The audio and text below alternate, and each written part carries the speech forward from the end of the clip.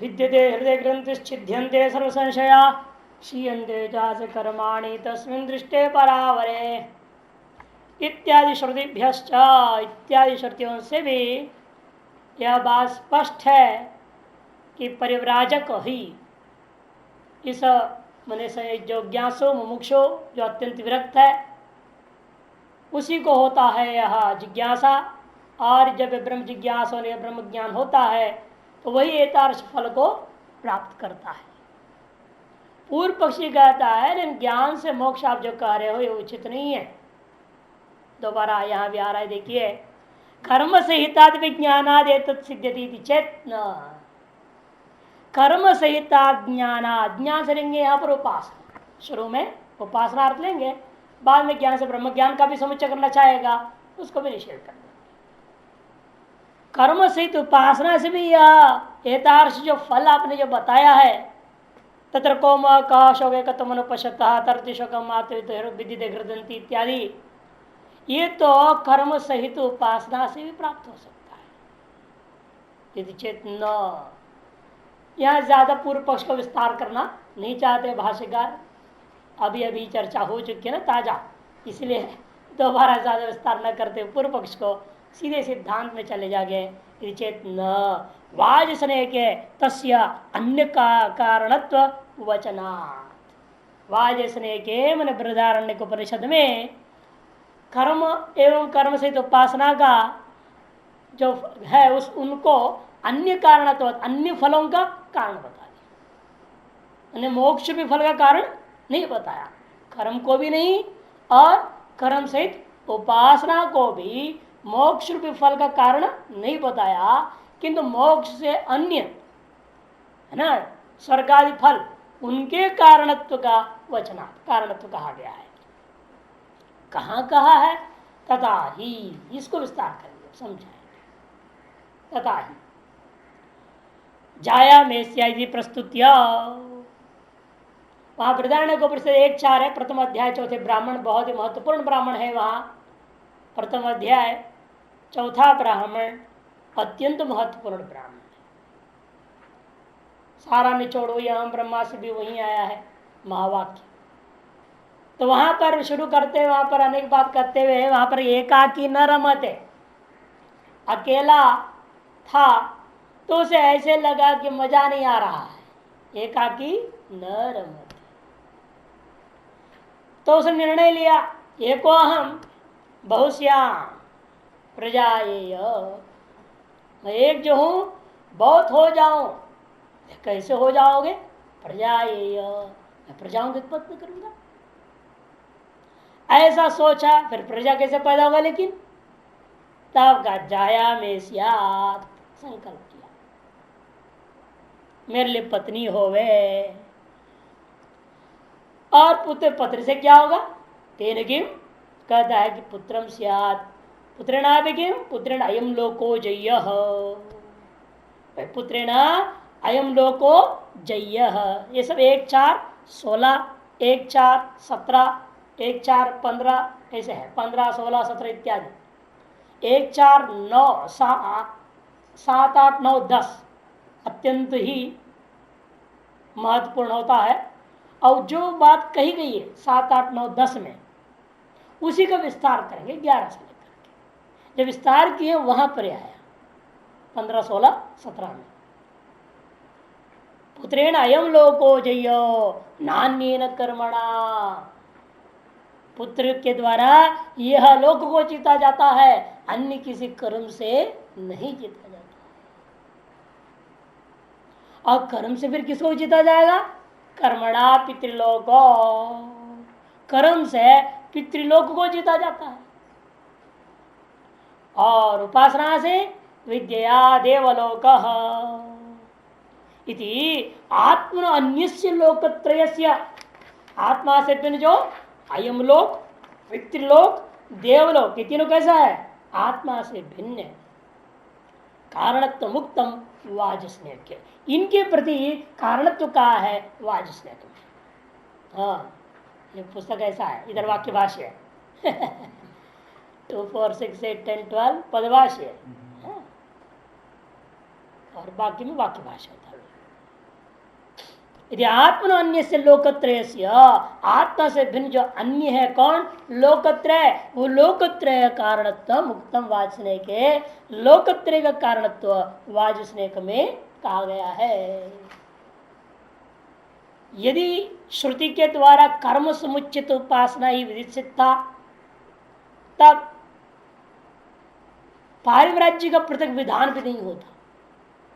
दूसरा हेतु दे रहे हैं, एक हेतु हो गया अन्य कारणत्व वचना, माने अन्य फल के प्रति कारणत्व का कथन करने से। पहला हेतु यही था ना, जब शुरू की चेत न से क्या बोले थे, तस्य अन्य कारणत्व वचना, ये पहला हेतु है। और दूसरा है पारिव्राज्य विधानात्, उसकी व्याख्या करने जा रहे हैं। तथैव च पारिव्राज्य विधान हेतु रुक्ता, और वहीं पर माने उसी वाचस्नेक में 22वें मंत्र में 17 के बाद 22वें मंत्र में जाकर के पारिव्राज्य का विधान करते वक्त इन कारणों को कथन किया। कौन परिव्राजक हो सकता है, जो व्यक्ति ऐसे मन में भावना रखना है, किम प्रजया करिष्याम येषाम न अयम आत्मा अयम लोक स्यात्, हम जो है इन प्रजा के को लेकर क्या करेंगे, क्यों, हम कैसे हैं, हम लोग ऐसे हैं जो किसी आत्मा रूपी लोक को प्राप्त करना चाहते हैं।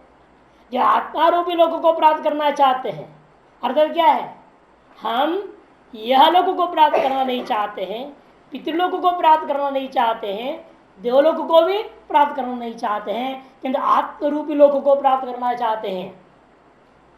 और पूर्व मंत्रों ने क्या बताया था, इस लोक के लिए पुत्र की जरूरत है, प्रजा, पितृलोक के लिए कर्म, देवलोक के लिए उपासना।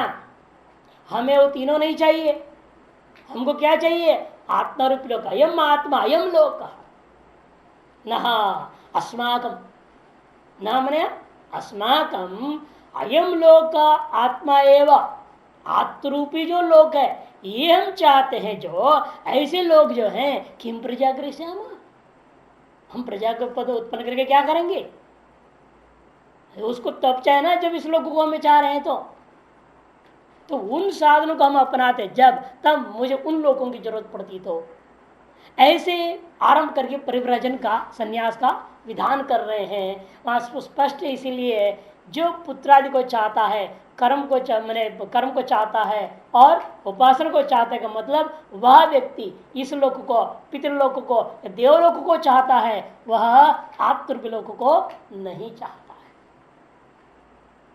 और जो व्यक्ति आत्मारूपी लोक को चाहता है वो फिर इन साधनों को क्यों अपनाएगा, न पुत्र न कर्म न उपासना, इन साधनों को त्याग देगा।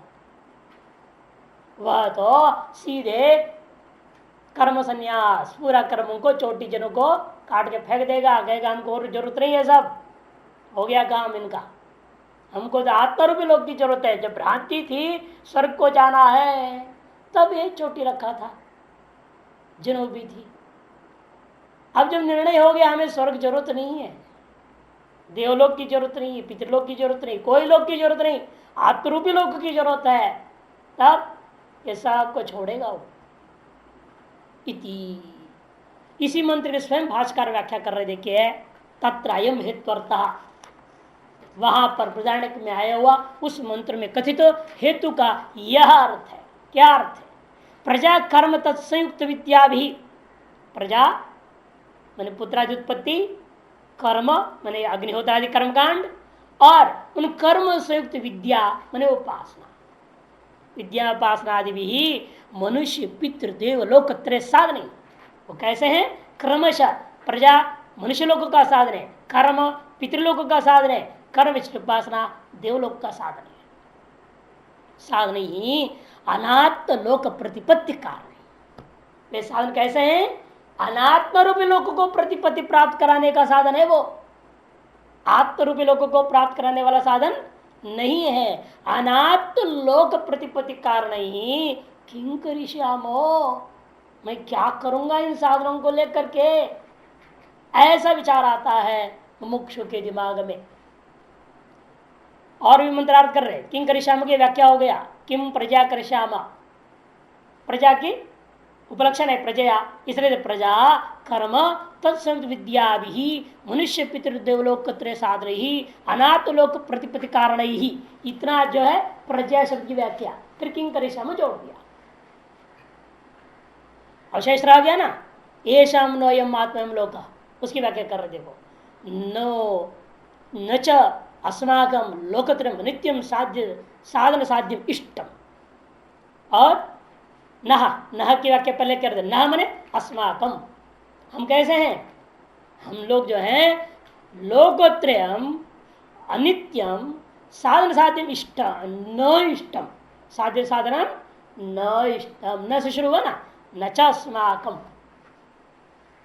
न च इष्टम, ऐसा अनुभव कर। हम लोगों को लोकत्रय जो कि कैसे है, ये लोकत्रय अनित्य है और साध्य साधन भाव से साधनों के द्वारा साध्य है जो, वह हमारा इष्ट नहीं है।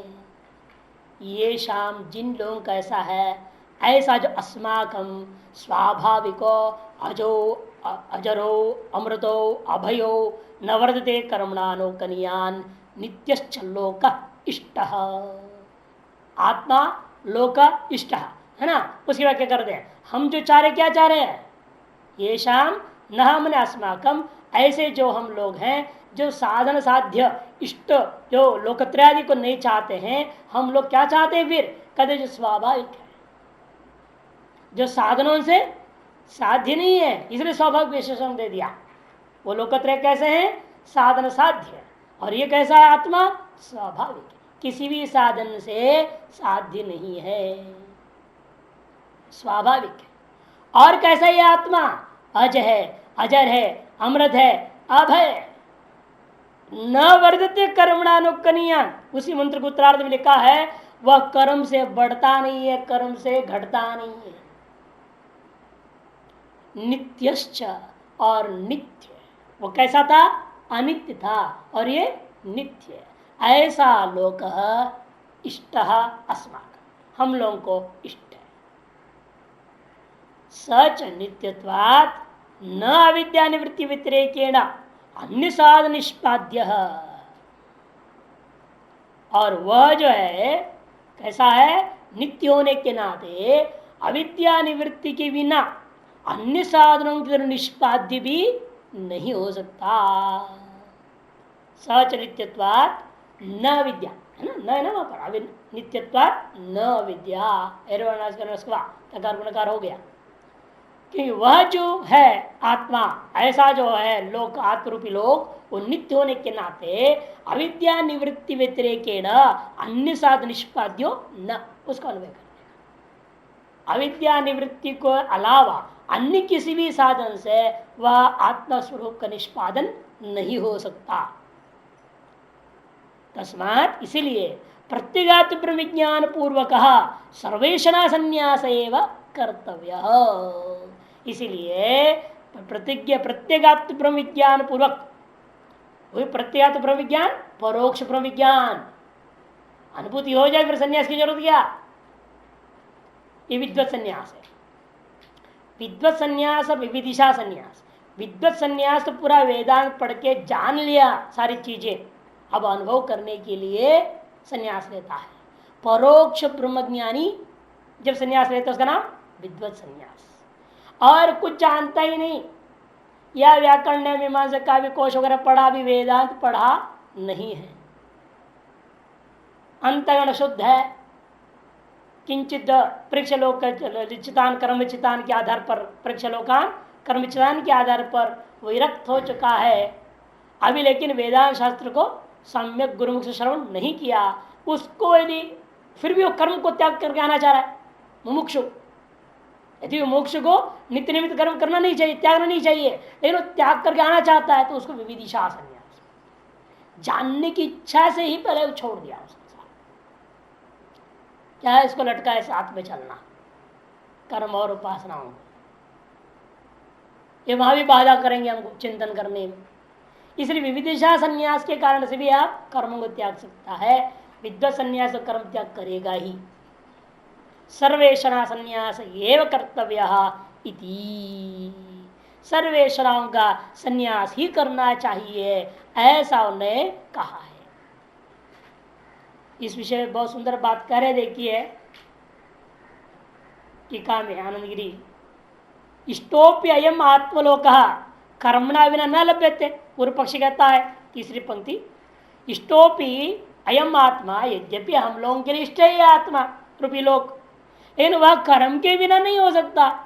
क्यों? फलत्वा मोक्षस्यापि, क्यों? मोक्ष भी क्या है? फल है ना। इसे वो अनुमान बना रहा है, मोक्ष कर्मजन्य। मोक्ष कैसा है? कर्मजन्य अथवा कर्म विशिष्ट उपासनाजन्य। क्यों? फलत्वात् स्वर्ग आदिवत। अनुमान सुंदर है। नीचे 1 नंबर टिप्पण, मोक्ष कर्मजन्य फलत्वात् स्वर्गवद्दिति। अनुकूल तर्क स्वयं दे रहा है देखो उसमें भी, अन्यथा स्वभाव मुक्तत्वे बंध मोक्ष अवस्थयोर अविशेष आपातात। यदि स्वभाव से मुक्त है फिर बंध बद्ध और मुक्त में विशेषता ही क्या रह जाएगा? अंतर क्या रह जाएगा? बंधन और मोक्ष का जो विशेष व्यवस्था है वो नहीं रह जाएगा। तब जवाब दिया कि नहीं, सच नित्यत्वात् अविद्या निवृत्ति व्यतिरेकेण असंभव। कर्म मोक्ष है वही आनंदगिरी में। कर्म मोक्ष का मतलब कर्मजन्य मोक्ष। कर्म मोक्ष कार्य से मोक्ष कर्म कार्य से शोधित पाठ। मोक्ष कर्म कार्य से, ऐसा भी कुछ लोगों ने पाठ शोधन कर दिया। इसकी व्याख्या करो थोड़ा कठिन हो रहा है ना। कर्म मोक्ष कार्य से, ऐसी जगह पर पाठ ऐसा करना, मोक्ष कर्म कार्य से, कर्म का कार्य रूपा जो मोक्ष, उसमें ऐसा भी अर्थ कर देना। अथवा यथा पाठ करना चाहते हैं तो कर्मणा साध्य मोक्ष कर्म मोक्ष, ऐसा अर्थ करनी पड़ेगा। 3 नंबर टिप्पणी, कर्मणा साध्य मोक्ष, ऐसा स्वीकार करना पड़ेगा। कार्य से उत्पाद्यादेर असंभवात्, लेकिन ऐसा जो मोक्ष है लेकिन उत्पाद्यादि संभव नहीं है। सम्यक ज्ञानाद अविद्या निवृत्त्या फल प्रसिद्धि उपपत्ति है। सम्यक ज्ञान से केवल अविद्या निवृत्ति के द्वारा ही फल प्रसिद्धि होती है, ऐसा ही शास्त्र श्रुतियों से संपन्न हुआ उपपन्न है। अतएव न कर्म कार्यो मोक्ष इत्यर्थः, से कर्म का कार्य मोक्ष है या नहीं हो सकता। अर्थात मोक्षो न कर्मजन्य, हम सत्प्रश्न अनुमान खड़ा करेंगे उसके अनुमान के खिलाफ। उसने कहा फलवत्वात्, और हम कहते हैं मोक्षो न कर्मजन्य। क्यों? उत्पाद्यादि अन्यतमत्व भावात्, उत्पाद्यादि अन्यतमत्व भावात्। 6 नंबर टिप्पणी, व्यतिरेकेण स्वर्गवत्, यन्यम तन्य में था स्वर्गादि। उसका दृष्टांत को हम व्यतिरिक्त दृष्टांत बना देंगे। तथा जब पूर्वानुमानम, पूर्वानुभानम हो गया मानव, सत्प्रतिपक्षितम इति भावा, इस सत्प्रतिपक्ष के द्वारा पूर्व पक्षी उस अनुमान का हम खंडन कर सकते हैं। इसके अगला पंक्ति बहुत महत्वपूर्ण है, जो बहुत लोगों के दिमाग में है। सुन लिया और समझ गया अहम ब्रह्मास्मि तो हो गया काम, ऐसा सोचते हैं।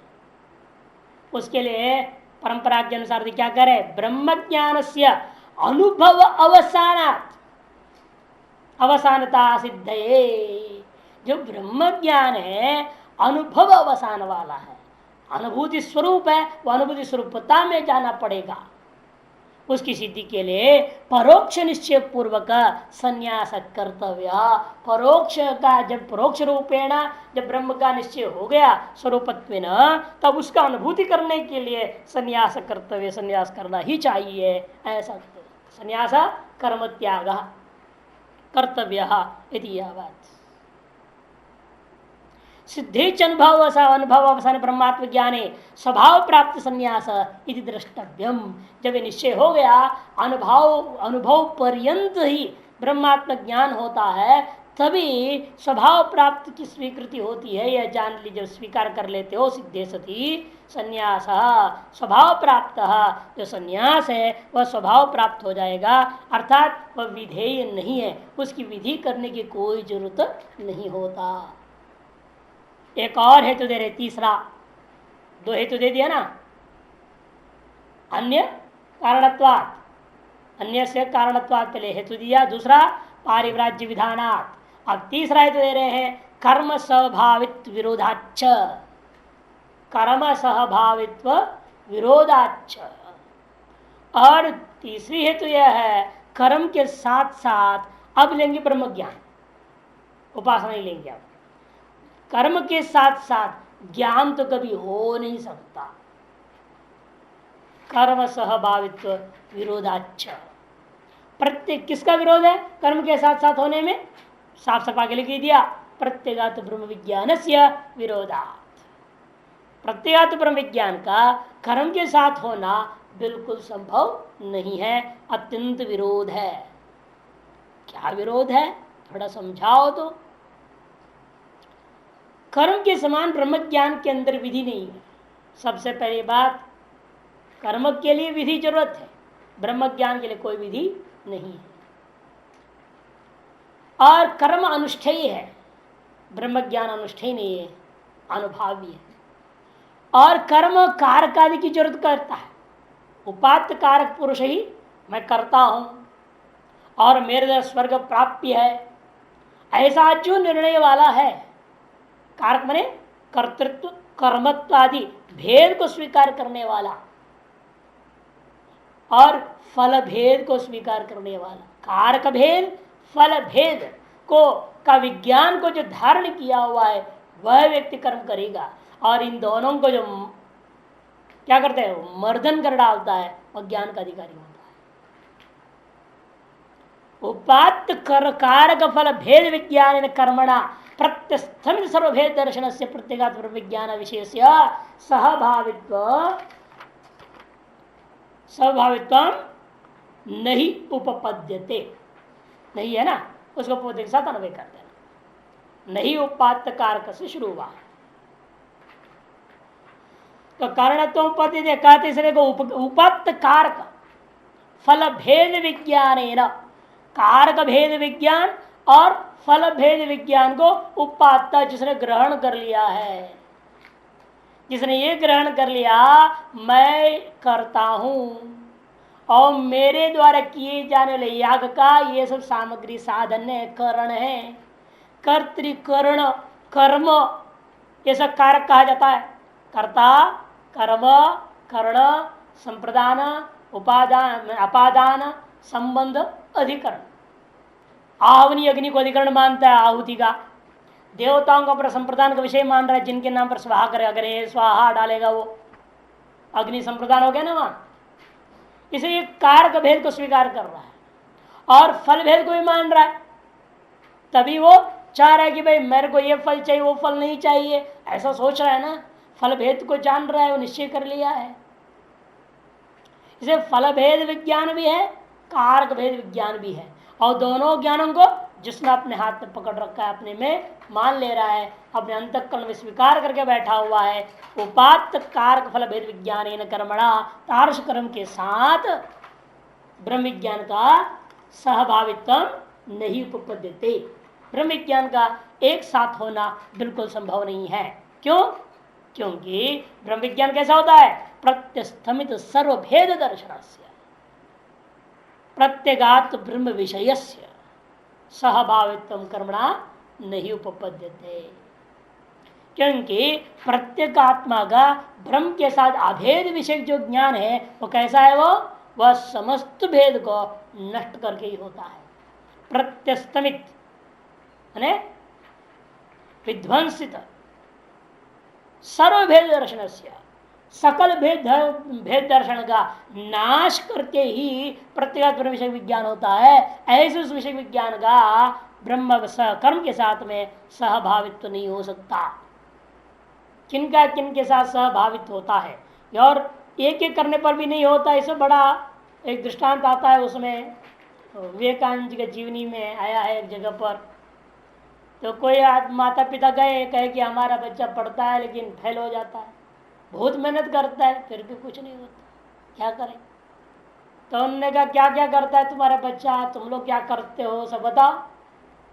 पूछा, सवेरे उठता है, इतना बजे उठता है, नहाता है, धोता है, खाता है, पीता है, पढ़ता है, फिर स्कूल जाता है, फिर आता है, फिर सोता है, ये सब पता, सारी जो जनरल है वही हो। तीसरे तो फेल हो रहा है तुम्हारा बच्चा। केवल पढ़ने से नहीं होगा और केवल उपासना से भी नहीं होगा। दैवी शक्ति बौद्ध शक्ति के साथ जब जुड़ता है तभी सफलता प्राप्त होती है। सम्यक उनने कहा उस बच्चे से पूजा पाठ करने को कहो, गायत्री मंत्र का जप करने को कहो, और तुम लोग भी करो घर में पूजा पाठ। दोनों कर्म और उपासना का सहभागी हो सकता है, क्योंकि वहां चाह है ना बच्चे के अंदर है मैं पास हो जाऊं, माँ बाप भी चाहते पास होना, मैंने पास में फल चाह रहे ना, फल भेद स्वीकार कर रहे हैं। पास और फेल में भेद देख रहा है, वो फेल को खराब मान रहा है ना, वो पास को अच्छा मान रहे हैं, फल भेद दर्शन हो रहा है। और कारक भेद भी यही है, उपाध्य कारक भेद वाला होने से उनको केवल कर्म से भी नुकसान हो रहा है। और ये सोचा आदमी मैं पढ़ते रहूंगा भजन करते रहूंगा उससे काम हो जाएगा, भगवान लिख देंगे परीक्षा, हमको क्या करना है, सब कुछ भगवान ही करते हैं ना, हम केवल भगवान का पाठ करते रहेंगे, पूजा पाठ करते रहेंगे, वो भी फेल हो जाएगा, क्या परीक्षा लिखेगा वो। ऐसी अनन्य भक्ति हो तो बात अलग, भगवान जाके परीक्षा भी लिख सकते हैं, वो बात अलग है। ऐसी अनन्य भक्ति हो तब तो। सखू भाई की कहानी आता है ना, खुद भगवान बन गए सखू भाई, गाली सुने मारपीट खाए सब कुछ हुआ, वो डुप्लीकेट बन जाते हैं, वो काम चला देते तुम लोगों की। वैसे वहां पर भी जब ब्रह्मा जी ने चोरी करके ले गया सारे गाय वगैरह, कृष्ण लीला में भी आता है, गाय भी बन गए, भैंस भी बन गए, सब बन गए, वो ग्वाल बाल भी बन गए। और बनते हुए भी वो सब घरों में जैसे रोज हो रहा है, साल भर ऐसे चला, किसी को पता ही नहीं था ये गाय सब दूसरी ही है, हमारी ही नहीं। सारा व्यवहार हो रहा है, कहीं कोई गड़बड़ी नहीं। तो निर्भर होता है, भक्ति और सामर्थ्य दोनों होना चाहिए, इन सामान्य रूपेण नहीं हो सकता है। इसलिए कहते हैं कि दोनों सहभावित करो, उपासना का बल हो जाएगा, इन कर्म और ब्रह्म ज्ञान का सहभावित्व तो कभी नहीं हो सकता, नहीं उपपद्यते। क्यों नहीं हो सकता, कोई पूछते हैं तो जवाब देते हो उसके लिए, देखो कारण है उसका, नहीं हो सकता है, इसका पीछे भी कारण है। क्योंकि वस्तु प्राधान्य सदी अपुरुष तंत्र ब्रह्म विज्ञान कर्म पुरुष तंत्र है और ब्रह्म विज्ञान वस्तु तंत्र है। ज्ञान हमेशा वस्तु तंत्र होता है, क्रिया हमेशा पुरुष तंत्र होता है। पुरुष प्रधान ही क्रिया, कर्तुम कर्तुम आपकी मर्जी होती है, इन ज्ञान में आपकी मर्जी है क्या? घट पड़ा है मैं उसको छोटा देखूं, आपके छाने से छोटा हो जाएगा, वो छोटा दिखने लगेगा क्या? वो जैसा है वैसा ही दिखेगा। यहां से वृत्तियां जाएगी, उन वृत्तियां क्या है, उस वस्तु के अधीन है, वो जिस आकार वाली होगी वस्तु तो आकार को प्राप्त हो ही जाएगी, आप चाहो ना चाहो, आप विपरीत भी नहीं कर सकते। क्योंकि तड़ाग न्याय आपने पढ़ा है वेदांत परिभाषा में ना, तालाब का पानी निकलता है, एक बड़ा टैंकी से पानी आपने छोड़ा है, नाली बना दिया, नाली से गया पानी, और यादृश आकार वाला खेती है, तादृश आकार को प्राप्त होता है। पानी की अपनी मर्जी नहीं चलेगी, खेती की अपनी मर्जी चलेगी। यादृश खेती का आकार है, तादृश आकार को प्राप्त कर जाता है। सीसर घट पटा दी, यादृश वस्तु की आकार है, तादृश वस्तु के अधीन होकर के वृत्ति तत्व आकार को प्राप्त हो जाती है। वृत्ति चैतन्य अंतकरणावचिन चैतन्य विषयाचितन के चैतन्य का जो अभेद हो जाता है तब न वस्तु प्रत्यक्ष होगा। तारस वस्तु की प्रत्यक्षता में कारण कौन हो गया? वस्तु की प्राधान्यता है। न अंतकरण अपने मर्जी से कोई चीज कर सकता है, न वृत्तियां कर सकती है। विषयावचिन चैतन्य आदर्श होगा, तारस आकार को प्राप्त वृत्ति हुआ, तारस आकार को लेकर वृत्ति ने अंतकरण को समझाया, अतएव अंतकरण तारस आकार को ही ग्रहण करता है। अतएव कहते हैं वस्तु के अधीन ज्ञान होता है, उसे कहते हैं तंत्र, मन वस्तु प्रधान, ज्ञानम तो गौणम। और क्रिया में ऐसा नहीं है, पुरुष प्रधान है, तंत्र मन प्रधान है, और कर्म गौण है कि करना न करना उल्टा सीधा मर्जी आपकी होती है। ऐसे करो कि बोलूंगा आपसे ठीक उल्टे क्रम से आप करेंगे, ये आपकी मर्जी है ना, उल्टा क्रम से करना। और करते ही लोग जिस क्रम से को उस क्रम से करते नहीं, उल्टे क्रम से कर देते। इसे क्यों, कर्म जो है वो आपके अधीन है, पुरुष तंत्र है, पुरुष प्रधान जो है वही समझा रहे। वस्तु प्राधान्य सती अपुरुष तंत्रत्वात् ब्रह्म विज्ञान, ब्रह्म विज्ञान से वस्तु प्राधान्य सती, ब्रह्म विज्ञान कैसा है, ज्ञान होने के नाते उस ज्ञान का विषयभूता ब्रह्म के अधीन है, ब्रह्म ही प्रधान है वहां। इसे वस्तु प्रधान की व्याख्या कर रहे, देखो वस्तु प्रमाणाधीन, वस्तु के अधीन प्रमाण, वस्तु प्रमाणाधीन, उसके और भी व्याख्या प्रमाण से वस्तु अनुसारित्व, जब प्रमाण है वृत्ति चैतन्य है वो क्या करता है, वस्तु का अनुसरण करता है, यादृशाकार वाला वस्तु तादृशाकार को प्राप्त करता है। इसे प्रमाणापेक्षा विषय वस्तु न प्राधान्यम से, जो जिसके अधीन हो जाता है ना वह क्या हो गया, वह गौण हो गया, और जिसका अधीन वो रहेगा वो हो गया प्रधान। इसलिए वस्तु के अधीन प्रमाण रूपा वृत्ति होने के नाते प्रमाण क्या हो गया, गौण हो जाएगा। और जो आपका वस्तु जिसके दिन वृत्ति तत्वकर को प्राप्त हो रही है वह वस्तु प्रधान हो गया। प्रमाण करने से वृत्तियां, वृत्ति चैतन्य, वृत्ति वचन चैतन्य। हमेशा वेदांत में प्रमाण कहते ही वृत्तियों को पकड़ना है। प्रमेय हो गया घटपटादि विषय, और प्रमाता हो गया अंतःकरणावचन चैतन्य। तो इसलिए कहते हैं ऐसा होने के कारण वस्तु प्राधान्य सती अपुरुष तंत्रत्वाद ब्रह्म विज्ञान। अब तो कुछ लोग ऐसे भी व्याख्या ले रहे हैं यहाँ पर, सती अपुरुष तंत्रत्वाद ऐसा नहीं किया, सत्य पुरुष तंत्रत्वाद ऐसा भी कुछ लोग व्याख्या कर देते हैं। भाष्य को परिच्छेद नहीं करेंगे, सती अपुरुष तंत्र नहीं करेंगे, सत्य पुरुष तंत्रत्वाद, न तो मिथ्या पुरुष तंत्र। सत्य पुरुष या प्रधान है, ब्रह्म विज्ञान का विषय कौन है, सत्य पुरुष है, मिथ्या पुरुष नहीं है, वह प्रधान है, अतएव वस्तु प्राधान्य कहा जाता है। इस प्रकार से कुछ लोग लेते हैं, वो इतना अनुकूल महसूस नहीं होता है। तस्मात् दृष्टादृष्टेभ्यो बाह्य साधन साध्येभ्यो विरक्त प्रत्यगात्म विषय ब्रह्म जिज्ञासायम केनेशितमित्य श्रुत्या प्रदर्श्यते। इसलिए दृष्टा दृष्टेभ्य बाह्य साधन साध्येभ्य विरक्त, उपसंहार कर रहे हैं जहां से शुरू किए थे भाष्यकार, लौट रहे वहीं पर। और करे देखो, जो व्यक्ति दृष्ट और अदृष्ट सकल फल जो कि बाह्य साधनों के द्वारा साध्य, उनसे जो विरक्त है, वह विरक्त पुरुष के लिए उपनिषद होता है, ब्रह्म ज्ञान होता है। प्रत्यगात्म विषया ब्रह्म जिज्ञासा, उसी विरक्त पुरुष अंतःकरण में प्रत्यगात्म विषय को ब्रह्म जिज्ञासा होती है। सभी के अंदर ब्रह्म जिज्ञासा नहीं होती। कहने के लिए सभी बोलते हैं हम भी ब्रह्म को जानना चाहते हैं। कौन नहीं जानना चाह रहा है, सब ब्रह्म को जानना चाहते हैं, ब्रह्म मोक्ष को सब चाहते हैं। लेकिन मुंह से कहने से नहीं होता, अंतःकरण में जो वास्तविक जिज्ञासा जागृत होनी है, वह जिज्ञासा में तीव्रता होगी तब जब वैराग्य में तीव्रता हो।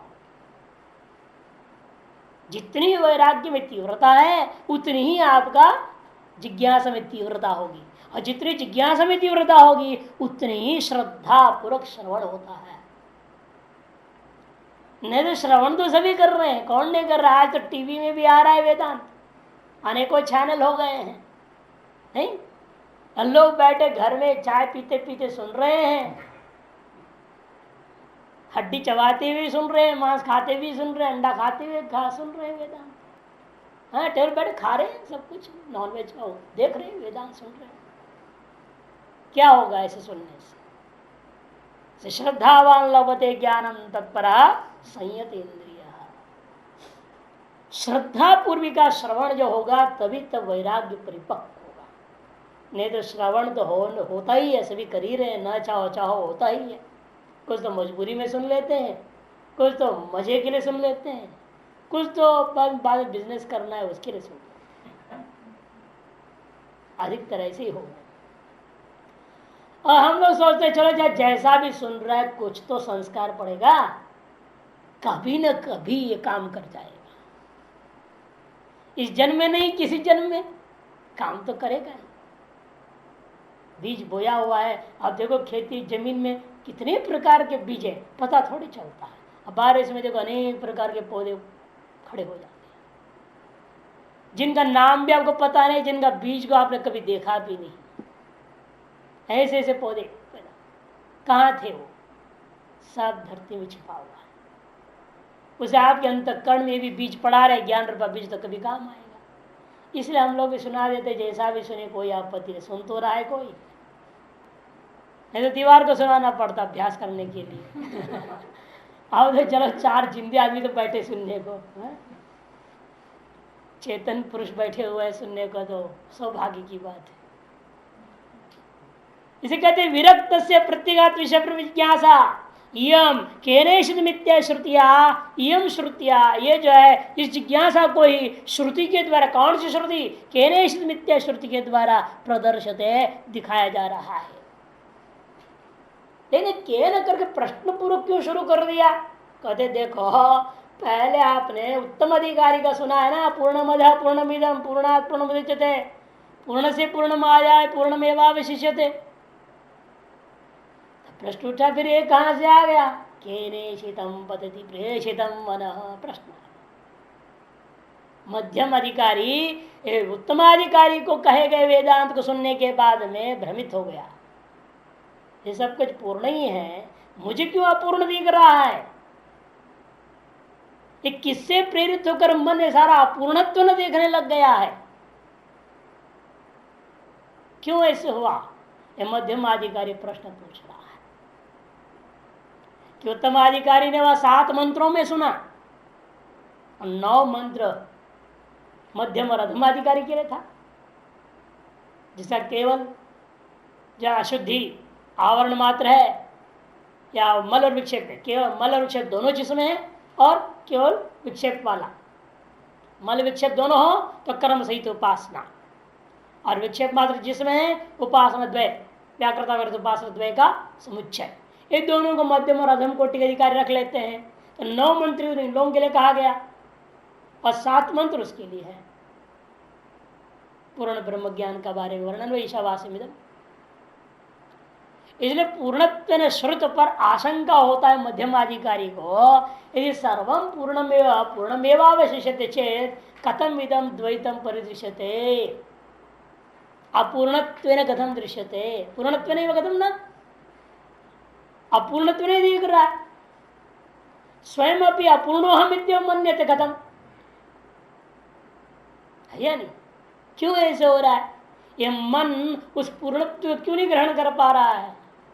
किससे प्रेरित होकर मन ऐसा द्वैत में प्रवृत्त हो रखा है, अद्वैत को ग्रहण नहीं कर पा रहा है? अर्थात मन का भी प्रेरक कौन है, इंद्रियों का भी प्रेरक कौन है? उसको जान लेंगे तो उसको पकड़ लेंगे तो सही आ जाएगा, सब सही हो जाएंगे सारे के सारे, है ना? प्रेरक सही हो तो प्रेरीय वस्तु अपने आप सही रास्ते पे चलेंगे ना। अब घोड़े को चलाने वाला चाबुक जिसके हाथ में लेकर के बैठा है, वो यदि दारू नहीं पिया है तब तो ठीक जाएगा ना गाड़ी। अब ड्राइवर है जिसके हाथ में स्टेयरिंग है, वो पिया हुआ है, तो कहाँ जाएगा गाड़ी? वो तो गड्ढे में चला जाएगा। अब बिल्कुल सही आदमी है, सतर्क है, सजग है, फिर तो सही रास्ते पे चलाएगा गाड़ी को। इसे प्रेरक को पकड़ा जाए तब इन मन आदि के द्वारा देखा जा रहा अपूर्ण और द्वैत अपने आप समाप्त हो जाएगा। इसलिए प्रेरक के बारे में प्रश्न, केनेषितं पतति प्रेषितं मनः। और प्रश्न जो मंद या मध्यम अधिकारी जब डाल रहा है, किसके प्रति डाल रहा होगा? अपने गुरु के सामने तो पूछता होगा। अर्थात गुरु शिष्य संवाद रूपये उपनिषद आपने जो आरंभ किया है, क्यों? उसका जवाब भाष्यकार दे रहे हैं, शिष्य आचार्य प्रश्न प्रतिवचन रूपेण कथनम दो सूक्ष्म वस्तु विषयत्वात् सुख प्रतिपत्ति कारणम भवति। शिष्य और आचार्य का प्रश्न प्रतिवचन रूपेण जो कथन हुआ है वह क्यों हुआ है? तुमने किंतु, यद्यपि श्रुति सीधे कैसे मिथ्या से कह रही है, लेकिन उसको हम आख्यायिका के रूप में ले रहे हैं, प्रश्न पत्र रूपेण क्यों लेना चाह रहे हैं? उसे किंतु शिष्याचार्य प्रश्न पत्र रूपेण कथनम सूक्ष्म वस्तु विषयत्वात्। पहला हेतु कह रहे हैं सूक्ष्म वस्तु विषयत्वात्। एक तो यह वस्तु जो ब्रह्म है अत्यंत सूक्ष्म वस्तु है, तद विषय ज्ञान होने के नाते सीधे सीधे जो उपदेश हो ईशावास्यमिदं सर्गम वो समझ में नहीं आ सकता हर आदमी। पूर्णमद पूर्णमिदम सुन लेने से अर्थ का अनर्थी लगा रहे लोग, सब उल्टा उल्टा अर्थ लगा रहे ना आज भी। तो इसीलिए इसको सुन करके लोग दुरुपयोग ही करते हैं। उत्तमाधिकारी के लिए कहा हुआ वेदांत को मध्यम और मध्यमाधिकारी सुन करके दुरुपयोग ही करेगा, कि उसकी अकल में तो जाएगा नहीं इसका सही सही स्वरूप अर्थ। सब ब्रह्म है, किसी के भी बोल देता है आप भी तो ब्रह्म है। अरे कहने से पहले सोचो आदमी किस में कितने पानी में है, कहाँ है वो, किस तरह से खड़े होकर क्या बोल रहा है। ये तो नहीं कभी भी किसी से भी वैसे बोल रहे तुम ब्रह्म हो, सब ब्रह्म है? हाँ आप तो ब्रह्म है। अरे हम ब्रह्म है तो तुम ब्रह्म नहीं हो गया, तुम भी तो वही हो। फिर ये क्यों लगा रहे आप तो ब्रह्म इसलिए आप सहन करते करो, है? हम जो भी बोलेंगे जो भी करेंगे, अरे हम तो ब्रह्म है, हम तो सहन, तुम भी तो ब्रह्म हो, तुम भी तो सहन करो, फिर हमारे डांट को क्यों नहीं सहन करते हो? दूसरों को जो उपदेश देने के लिए सर्वम ब्रह्म कह देना, पूर्णम ब्रह्म कह देना आसान है, पर उपदेश बहु कुशल तेरे। दूसरों को उपदेश देने बड़े कुशल होते हैं लोग। और भारत की साइड बड़ा दुर्भाग्य भी है, सौभाग्य समझो, जो पैदा होता है वो गुरु होता है और दूसरा वो डॉक्टर होता है। जितने पैदा होते हैं सब गुरु होते हैं, बिना पूछे आपको उपदेश देना शुरू कर देंगे। पूछने की जरूरत ही नहीं, बोलने की जरूरत नहीं, मौका मिला नहीं वो अपना वो स्टार्ट कर देंगे किसी भी विषय में। और अपने आप को समझ में इस विषय का सबसे ज्यादा जानकार, ये भी एक अभिमान होता है। बड़ा विचित्र देखने को मिलता है, जिस विषय को कभी देखा नहीं, जाना नहीं, सुना नहीं, समझा नहीं, उस पर वो डायलॉग मारना शुरू कर देगा और ऐसे वाद करता है कि जैसे वो बहुत ज्ञाता है उस चीज का। और दूसरा सब डॉक्टर भी होते हैं, आप बीमार हो जाओ, देखो जो भी आएगा कुछ न कुछ दवा बता के जाएगा, देखे भी जाने वाले होते हैं खाओ इसको खाओ, बताने वाले तो ही और देने वाले भी होते हैं। इसलिए कहते हैं कि नहीं, ये सूक्ष्म वस्तु विषय है, यहाँ ऐसा नहीं चलेगा, शिष्य गुरु परंपरा से ही सुनना पड़ेगा, प्रश्न प्रतिवचन रूप में नहीं जानना पड़ेगा। और दूसरा है तो सुख प्रतिपत्ति कारणंच भवति, अनायास बोध का भी एक साधन है, यह संवाद रूपा जो साधन है। संवाद रूप से जो कहा जाता है वह अनायास आदमी के दिमाग में घुस जाता है। तीसरा है तो आगे कहेंगे श्रुति स्मृति नियमाच, श्रुति और स्मृतियों में इन नियम भी बताया गया है, ऐसे ही सुनना चाहिए, अपने बुद्धि से लगाने की कोशिश नहीं करना चाहिए। केवल तर्क अगम्यत्वंच दर्शितम भवति, केवल तर्क के द्वारा अगम्य है यह बात भी जगह जगह पर श्रुति और स्मृतियों में कहा गया है। आजकल लोग आते हैं अपने आप पढ़ लेते हैं वेदांत। अब एक आया था परसों, एक आदमी कुछ दिन पहले, तो कोई आते ना वो पड़ोसी, उसने लाया था एक आदमी, भोपाल से आया वो। अब वो क्या कहता है, सुषुप्त का है ना, 2 बार सुसु क्यों कहा? अरे भाई 2 बार सुसु है का वहां? अरे सुसु कर देगा तू? अरे एक ही सु उपसर्ग है, दूसरा से तो धातु का है, सुप धातु है वहां पर। अब अगर 2 सु उपसर्ग, अरे 2 सु है ही नहीं वहां, सुप धातु है। अब जो व्यक्ति व्याकरण नहीं पढ़ा, धातु जानता नहीं, उपसर्ग जानता नहीं, अब वो दे सु सु, सुंदर है, सुंदर है, सो जाना। अरे तक और सोचना कहां से निकाल दिया तुमने? ऐसे ऐसे उठपटांग लोग आते हैं, क्या पता है, अपने मन माने पढ़ लिया, सारे ग्रंथ पढ़ लिया, सारा वेद पढ़ लिया, सारे पुराण पढ़ लिया अपनी, और संस्कृति पढ़ानी है, हम सब पढ़ लिया। अब भक्ति वाले तो माना जा सकता है, भक्ति वाले हैं वो तो भक्ति कर रहे हैं, वो तो ठीक है, लेकिन ये ज्ञान मामले में जब आते हैं तो अपने आप पढ़ना ये बिल्कुल जमता नहीं है। जन्म से आपको किसी ने राम नाम सुना दिया, राम राम राम राम रट रहे, भजन कर रहे, भजन करते करते बहुत कुछ अनुभव होने लग गया, ये हो सकता है भक्ति मार्ग में चल जाएगा, मरा मरा से राम राम हो जाएगा। वाल्मीकि को तो राम राम बोलने वाले कुछ अद्भुत हो जाए तो कौन से बड़ा आश्चर्य। लेकिन ये जो कहते हैं लोग बिना गुरु का हमने सब पढ़ लिया और सब जान लिया। एक बार यूनिवर्सिटी में एक लड़का था, ऐसे बड़ा गुंडा टाइप का लड़का था वो, लेकिन वो कहता हमने कभी क्लास अटेंड ही नहीं करता, मैं किसी प्रोफेसर से नहीं सुना, किसी टीचर नहीं, कोई आचार्य से मैं नहीं सुनता, कुछ नहीं, ये कोई जरूरत नहीं। और करता क्या था वो शैतानी, जो लड़के पढ़ के आते थे, प्रोफेसर लेक्चर दे दिया, बच्चे निकले वहाँ कॉलेज बाहर आने लगे, वो खड़ा रह गया, सुनो, डांट करके बुलाएगा, क्या सुना तुमने अभी, सुनाओ, नहीं सुना है, अरे गधा कहेगा, चल भगा दिया उसको, दूसरे को पकड़ेगा, ऐसे रोज कुछ रोज बताएगा, रिकॉर्ड कर लेगा, आज ये पाठ तो हुआ है। फिर किसी ने बोला क्या कॉपी में लिखा तुमने, मैं चेक करूंगा, ला नहीं लिया, जाओ कल ले जाना मेरे से, अपने नोट्स बना लेगा। अब वो सोच रहा है क्या कहने के लिए, तो हमारा कोई गुरु ही नहीं है, हम कल तेरे तो सैकड़ों गुरु हो गए, जिन जिनसे पूछा तुमने उन्होंने जवाब दिया, जिन जिन की कॉपी लिया तुमने उनसे तुमने विद्या चोरी करी है, तुम तो चोर हो विद्या के, और सैकड़ों गुरु है और कहते मेरा कोई गुरु नहीं।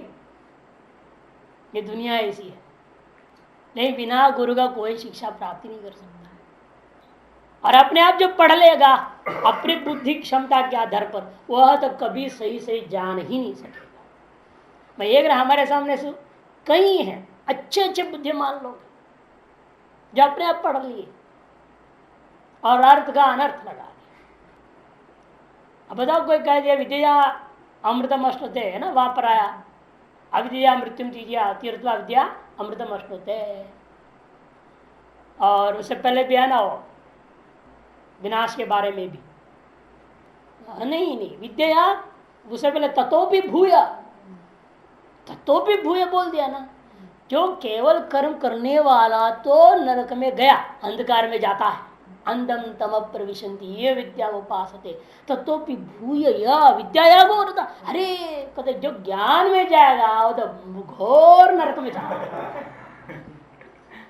विद्या का अर्थ उन्होंने ज्ञान ले लिया, क्या बोला उसको, ब्रह्म ज्ञान साफ लिख रहा, ज्ञान में ब्रह्म ज्ञान, जो केवल ब्रह्म ज्ञान का अभ्यास करेगा वो घोर नरक में जाएगा, ऐसा अर्थ लिख दिया है। क्या लोग हैं, उनसे किसने बोला, मैं समझ रहा हूं, लिखा है ना ऐसे, विद्या मैंने ब्रह्म ज्ञान है ना, विद्या मैंने ब्रह्म विद्या, तो भूय होते तमो बोल दिया। अब प्रसंगा से विद्या शब्द कर क्या लेना, वो भाष्य भी नहीं समझा, कुछ भी नहीं समझा और लिख दिया है। इस तरह से लोग इसके कठोपनिषद में कहा नैषा तर्केण मतिरापन्नेया यदि श्रुतेश्च, ऐसा मति ही तर्केण न आपनेया न प्रापणया इत्यर्थ। आपनेया में आंग उपसर्ग है, अप उपसर्ग, दो उपसर्ग, नी धातु से यत प्रत्यय हुआ आपनेया। ऐसा मति, ये जो ब्रह्म विद्या है, ब्राह्मी स्थिति, ब्राह्मी बुद्धि, ब्रह्माकार वृत्ति, वह तर्क के द्वारा प्राप्त होने वाला वस्तु नहीं है। इति श्रुतेश्च कठोपनिषद 1-2-9।